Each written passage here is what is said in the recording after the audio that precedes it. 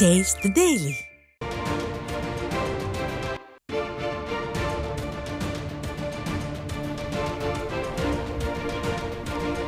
மற்றும் ஒரு அண்மை செய்தி.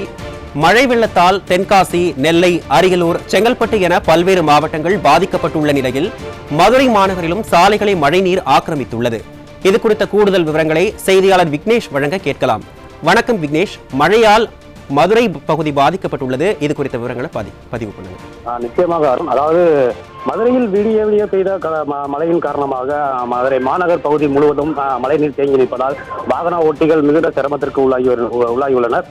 மதுரை மாவட்டம் முழுவதிலும் நேற்று இரவு தொடங்கி விடிய பரவலான மழை பெய்து வந்த நிலையில் மதுரை மாநகர் பகுதிகளான பழநத்தம் உள்ளிட்ட பிரதான சாலைகளில் மழைநீர் தேங்கியுள்ளது. அதனைத் தொடர்ந்து விகேபி நகர், எல்லிஸ் நகர் உள்ளிட்ட பகுதிகளில் சாலைகளில் மழைநீர் தேங்கி வாகன ஓட்டிகள் சிரமத்திற்குள்ளாகி வருகின்றனர். மாநகர் பகுதி முழுவதும் சாலைகளில் ஆங்காங்கே பள்ளங்கள் தோண்டப்பட்டுள்ளதால் வாகன ஓட்டிகள் அச்சத்துடனே சென்று வருகின்றனர்.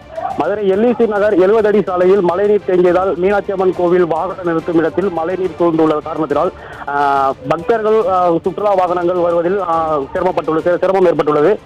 இந்த நிலையில் கோவிலுக்கு வருகை தரக்கூடிய பக்தர்கள், மாவட்டம் மற்றும் மாநிலங்களைச் சேர்ந்த பக்தர்கள் கடும் அவதிக்கு உள்ளாகி வந்த நிலையில் ஒவ்வொரு மலைக்கும் எல்லிஸ் நகர் 70 அடி சாலையில் மழைநீர் தேங்குவதால் வாகன ஓட்டிகள், பக்தர்கள் சிரமத்திற்கு ஆளாகி வருகின்றனர். இதனால் உடனடியாக மாவட்ட நிர்வாகம் தலையிட்டு இதை உடனடியாக சரி செய்ய வேண்டும் என பகுதி மக்களின் கோரிக்கையாக இருந்து வருகிறது. அருண்,